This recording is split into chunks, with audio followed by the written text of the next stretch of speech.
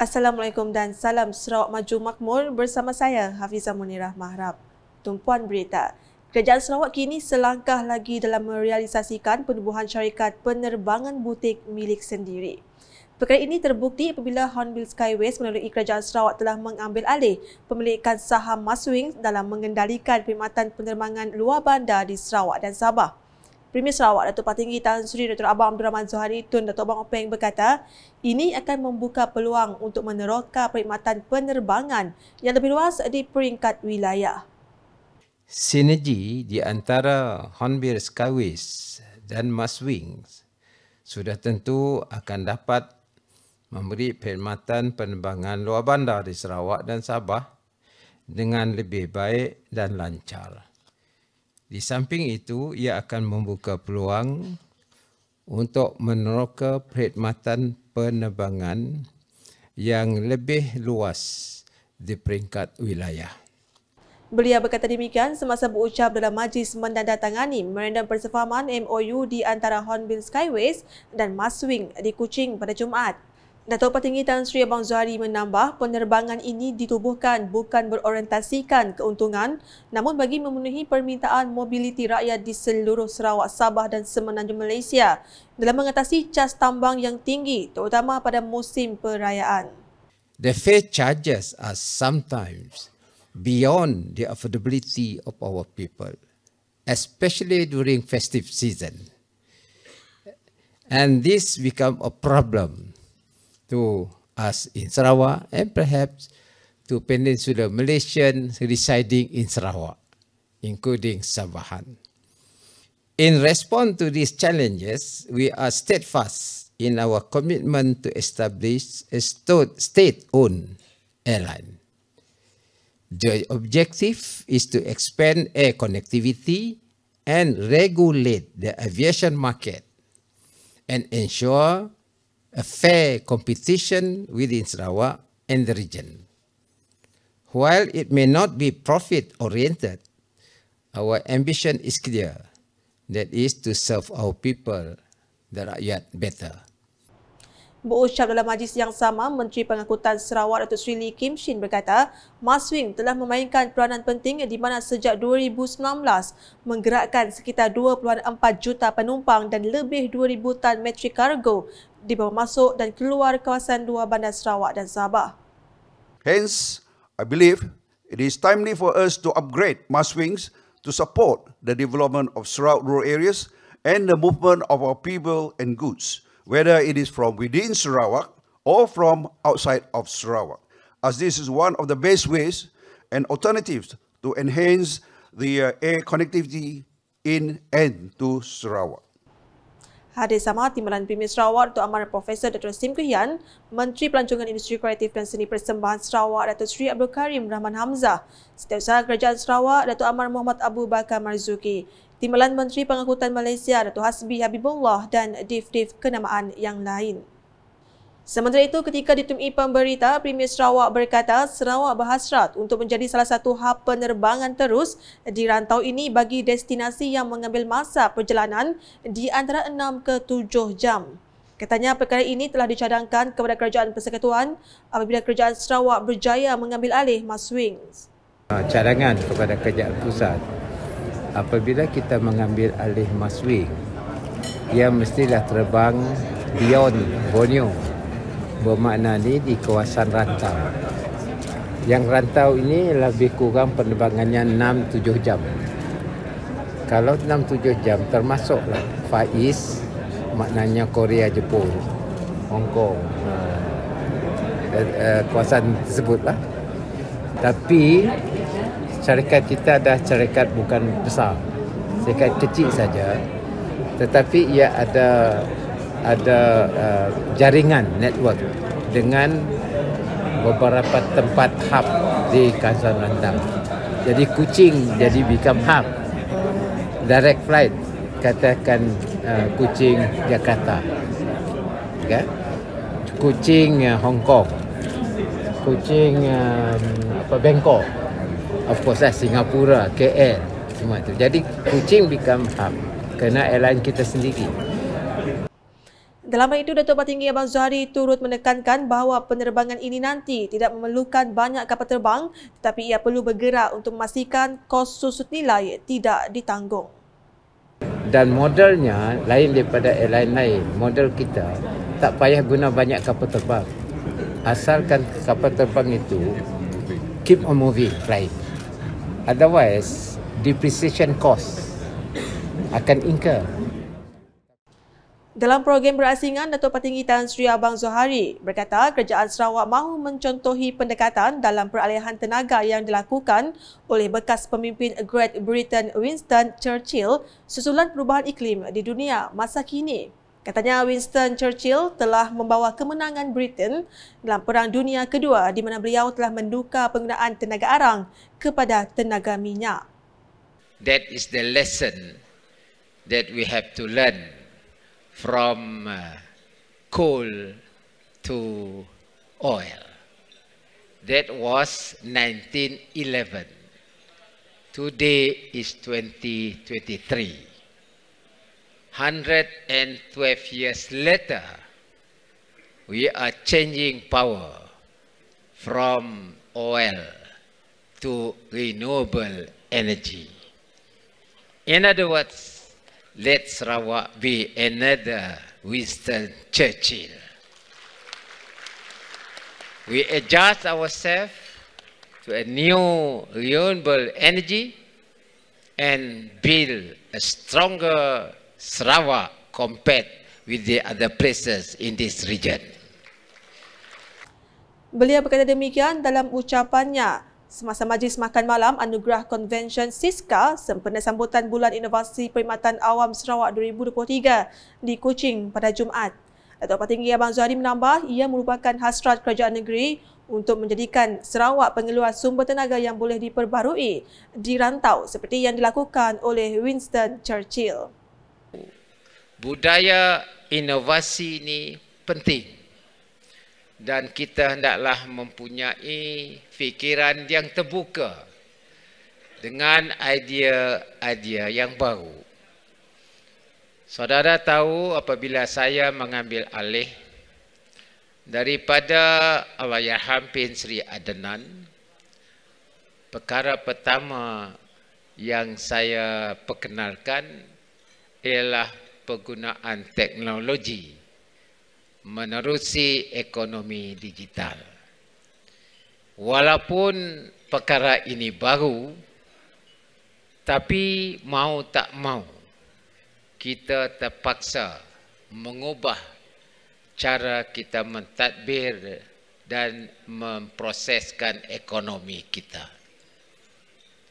Dalam hal ini, Premier Sarawak bakal membentangkan pencapaian Sarawak dari ekonomi hidrogen di Forum Tenaga ASEAN di Bali pada 31 Oktober ini bersama dengan Presiden Indonesia Joko Widodo. Sebelum itu, Premier Sarawak turut mengiringi Perdana Menteri Datuk Seri Anwar Ibrahim untuk perbincangan dengan Singapura pada 30 Oktober ini.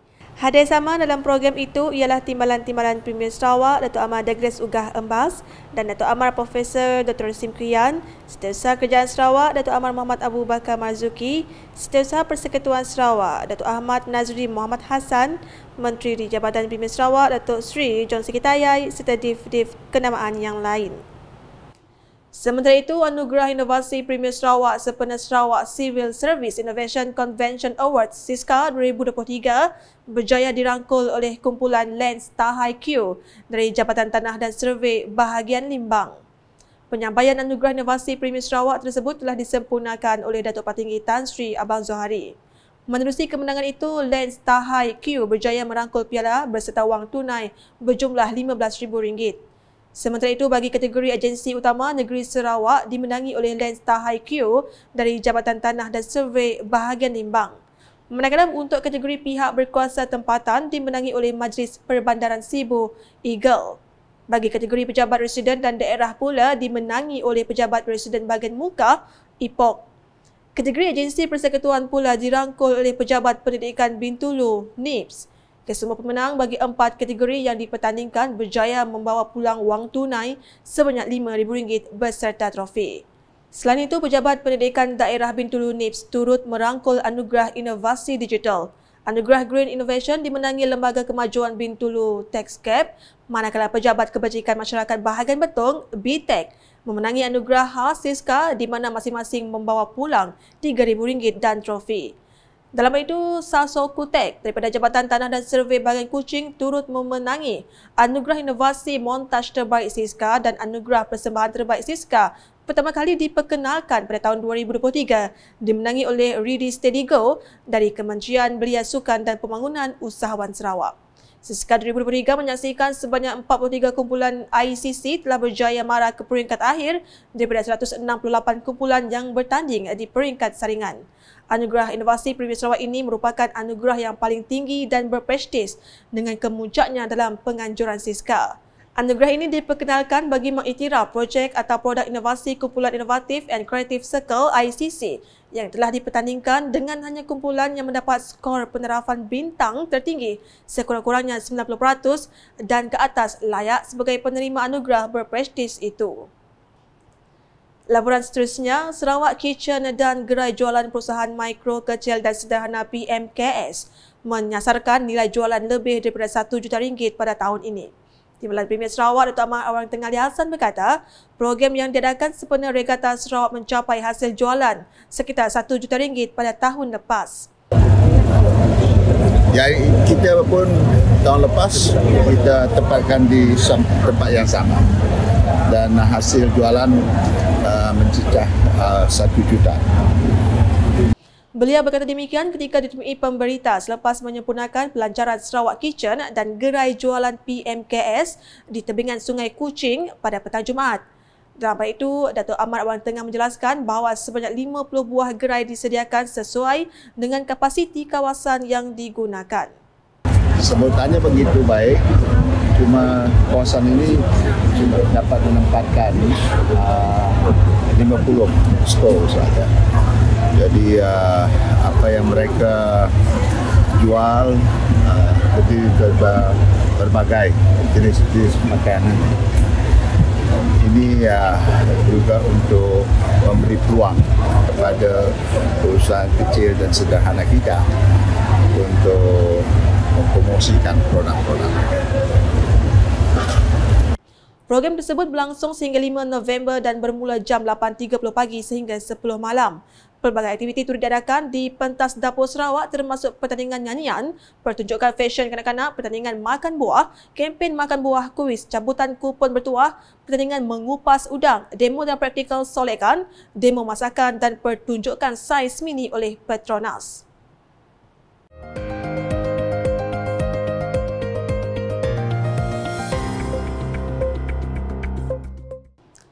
Beralih ke perkembangan pilihan raya kecil PRK bagi Dewan Undangan Negeri Dun Jepak. Sokongan rakyat adalah penting untuk memastikan gabungan Parti Sarawak GPS menang bergaya dalam pilihan raya kecil PRK Dewan Undangan Negeri Dun Jepak pada 4 November ini.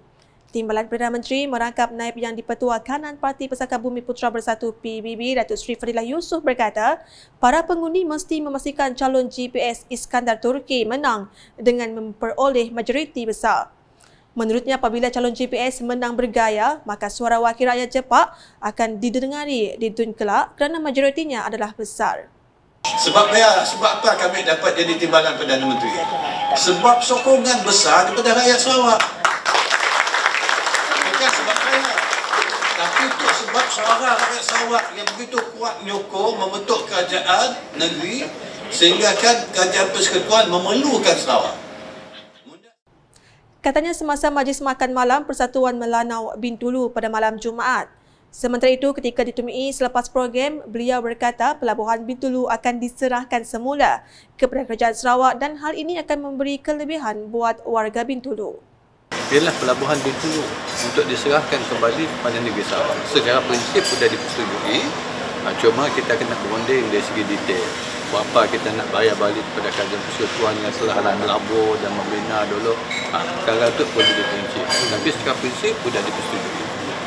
Hadir sama dalam program itu ialah setiausaha politik kepada Premier Sarawak merangkap naib Presiden Persekutuan Persatuan Melanau Sarawak Faridah Osman yang di-Pertua Bintulu Syamsuddin Abdul Razak, Pengerusi Persatuan Pengurusan Jenazah Ummah Bintulu Datuk Abdul Khaidir Sahib dan calon GPS Iskandar Turki. Sementara itu, golongan belia digalakkan untuk menyertai bidang politik bagi mencorak serta menjaminkan masa depan negara. Timbalan Menteri di Jabatan Premier Sarawak Hal Ehwal Korporat Penerangan dan UKAS Datuk Abdullah Saidul menyeru golongan belia yang beraspirasi tinggi dan berjiwa besar yang ingin berbakti kepada negara untuk menyertai bidang politik.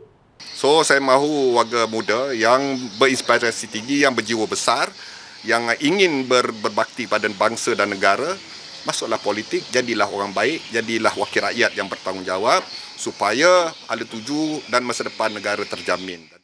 Belia berkata demikian ditemui media selepas program majlis bersama pemimpin di Kampung Haji Ismail di Bintulu pada Jumaat. Sementara itu, Ketua Setiausaha Politik Kepada Premier Sarawak Fazruddin Abdul Rahman berkata, saya Parti Persatuan Bumi Putra Bersatu PBB iaitu Gerak 1828 PBB akan memastikan undi belia di Dewan Undangan Negeri Dun Jepak menyokong calon gabungan Parti Sarawak GPS dalam pilihan raya kecil PRK Dewan Undangan Negeri Dun Jepak pada 4 November depan. Dalam perkembangan berkaitan, Dato' Abdullah berkata penyebaran berita palsu serta berbaul provokasi dan hasutan sepanjang 7 hari berkempen bagi pilihan raya kecil PRK Dewan Undangan Negeri Dun Jepak menunjukkan tren menurun. Timbalan Menteri di Jabatan Premier Sarawak Hal Ehwal Korporat Penerangan dan UKAS Datuk Abdullah Saidul berkata ini kerana penyebaran maklumat salah, berita palsu boleh menjejaskan jentera berkempen. Sehubungan itu, jelasnya gerak kerja kempen dalam PRK Dun Jepak kali ini adalah menggunakan strategi yang sangat berbeza iaitu menggunakan pendekatan mikro. Di mana kami mahu calon mendekati masyarakat dengan lebih close and personal lah dalam kumpulan-kumpulan yang kecil. Kita menggalakkan beliau banyak berinteraksi secara rapat daripada pendekatan menggunakan crowd yang besar. So kami mahu dia bergerak setiap hari, malah dalam satu hari 5 hingga 6 program kecil-kecilan berjumpa dan bertanya khabar. Kerana calon ini adalah calon baru, bukan seorang yang aktif dalam politik, tetapi dikenali ramai. Beliau berkata demikian ketika ditemui pemberita dalam program Sembang Warung di Sri Kandi Cafe di Bintulu pada Jumaat. Mengulas lanjut, beliau menjelaskan sesetengah rakyat di kawasan Dun Jepak masih keliru dengan beberapa polisi dan agenda kerajaan dan mereka mahu kepastian hala tuju pucuk pimpinan negeri. Tapi mereka ingin kepastian apakah hala tuju kepimpinan negeri sebenarnya dengan aktiviti digital economy, dengan green technology, hydrogen dan sebagainya. So mereka ingin tahu apa itu semua. So sepanjang 7 hari ini banyak perjumpaan kecil adalah untuk menjawab kecurigaan ataupun kemuskilan ini semua sebenarnya. Sehubungan itu, Dato' Abdullah Saidul menyatakan golongan muda kurang berminat dengan politik kerana politik sentiasa dikaitkan dengan kontroversi dan integriti. Tapi saya beritahu mereka kalau mereka benar mengambil berat tentang hala tuju negara dan kebajikan, berjiwa besar, mempunyai misi dan visi untuk membantu negara dan negeri dan sebagainya, saya galakkan mereka sedikit sebanyak sekurang-kurangnya mengambil tahu tentang dunia politik.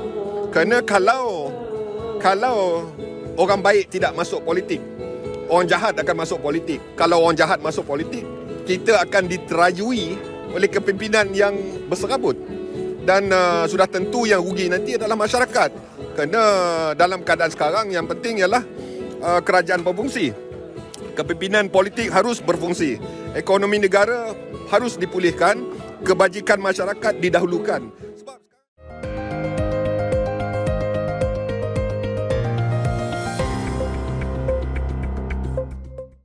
Sekian edisi Tengah Hari bersama saya, Fiza Munirah. Berita berlanjut boleh didapati di semua platform media sosial UKAS termasuk portal UKAS Sarawak, The Job, Video.my dan UKAS channel di YouTube. Sebelum akhiri berita UKAS, saksikan serotan Majlis Makan Malam Anugerah Convention SISKA sempena sambutan Bulan Inovasi Perkhidmatan Awam Sarawak 2023 di sebuah hotel di Kuching pada Jumaat. #Saluran Informasi Rakyat, salam UKAS.